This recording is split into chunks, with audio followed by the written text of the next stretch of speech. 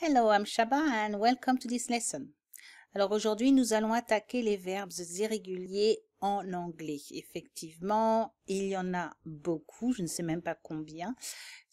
Vous avez sûrement vu ce tableau à 3 colonnes quelque part avec une liste interminable de verbes et qu'il faut apprendre parce qu'ils sont très utilisés. La plupart sont très utilisés.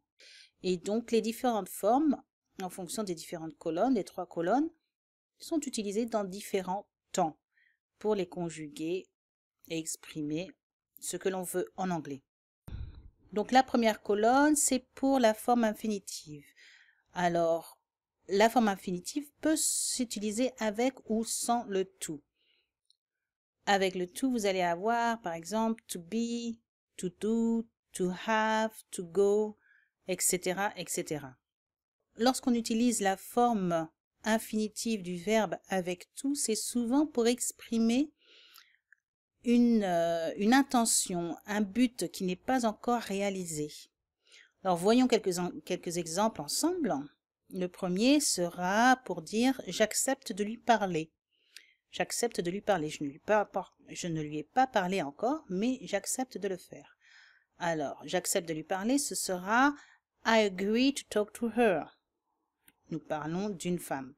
I agree to talk est la forme infinitive avec tout du verbe parler, to talk. I agree to talk to her. Un deuxième exemple serait de dire il veut partir. Donc, il n'est pas encore parti, mais c'est son intention, son objectif de partir. Alors, ça se traduira en disant he wants to go. He wants to go, to go. C'est le verbe partir, aller à l'infinitif avec tout. Et un troisième exemple serait pour dire ils ont besoin d'être à l'aéroport dans 1 heure. Ils ont besoin d'être à l'aéroport dans 1 heure.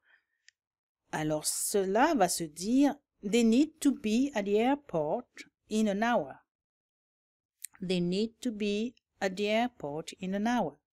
To be, c'est le verbe être, c'est la forme infinitive du verbe être avec tout. To be. They need to be at the airport in an hour. Donc cette première colonne, la forme infinitive, est aussi utilisable sans le to. Alors, pour la forme infinitive sans to, l'objectif est divers, diverses possibilités, des fois parce qu'il y a un modal ou autre. Alors par exemple, on va dire il ne peut pas venir à ta fête. He can't come to your party. He can't come to your party. Come, ici, venir, et à la forme infinitive sans tout. Notre exemple serait laisse-moi faire. Laisse-moi faire. Let me do it. Let me do it. Do est à la forme infinitive sans tout. Et un troisième exemple serait de dire je l'ai vu entrer dans la banque. I saw him enter the bank. I saw him enter the bank. Enter, entrer, est à la forme infinitive sans tout. Alors voyons maintenant la deuxième colonne. La colonne du milieu, c'est la forme du prétérit. Prétérit en anglais. Alors pour les verbes réguliers, en général, on ajoute soit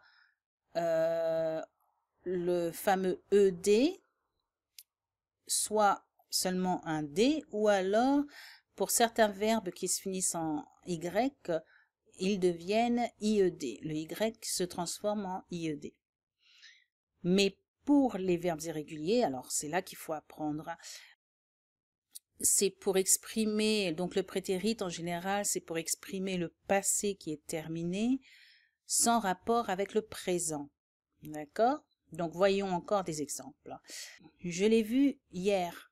Je l'ai vu hier. Donc, c'est passé, c'est terminé. Rien à voir avec aujourd'hui. Je l'ai vu hier, on va dire I saw him yesterday. Saw est la forme prétérique du verbe voir, to see. Un autre exemple serait nous allions toujours à la mer quand j'étais jeune. We always went to the sea when I was young. We always went to the sea when I was young. Alors là, nous en avons deux. Went, qui est le prétérit de aller, to go, et was, qui est le prétérit de to be, être. We always went to the sea when I was young. Ça veut dire nous allions toujours à la mer quand j'étais jeune.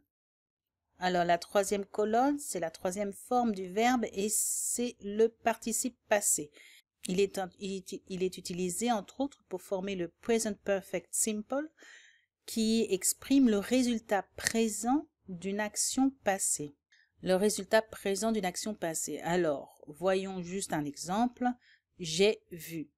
I have seen. J'ai vu. I have seen.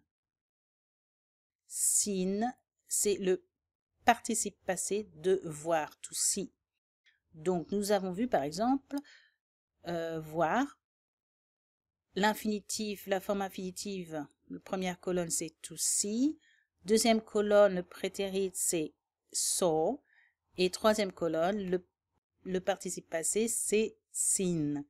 To see, I saw, seen. Donc voilà, alors, maintenant que nous avons vu l'utilisation des trois formes, il faut un moyen de s'en souvenir.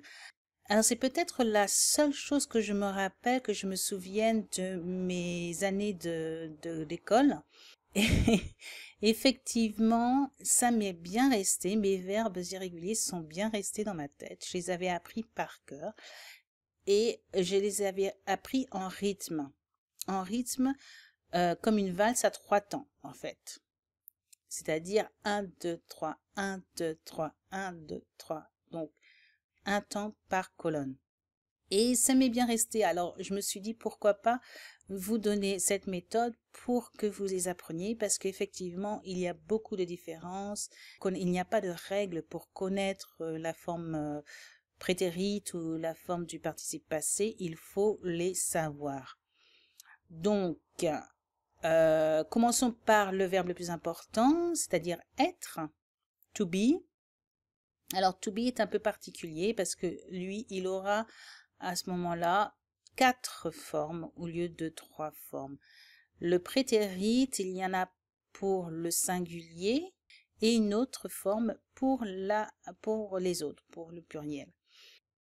Le prétérit sera was et were. Donc, I was, he was, she was, it was. Et le reste avec were. You were, we were, they were. Et enfin, la troisième colonne, c'est been. Been. Donc, on va dire to be, was, were, been. To be, was, were, been. C'est pour ça que je disais qu'il y avait 4 temps. Mais tous les autres, c'est du 3 temps. Alors, c'est comme ça qu'on apprend. To do, did, done. To do, did, done. To have, had, had.